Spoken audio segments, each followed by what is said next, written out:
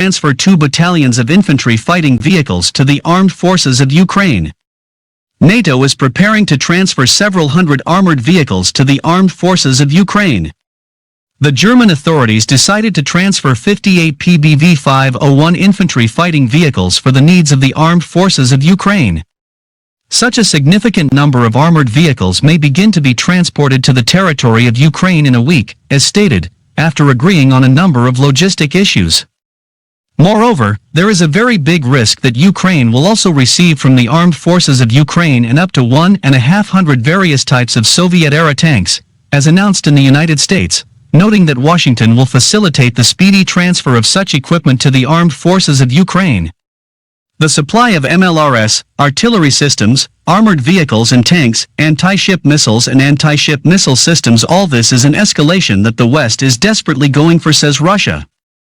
If these actions are not stopped by NATO, then it is possible that the next step will be the transfer to Ukraine of medium and long-range air defense systems, combat aircraft, and even tactical weapons, notes the specialists.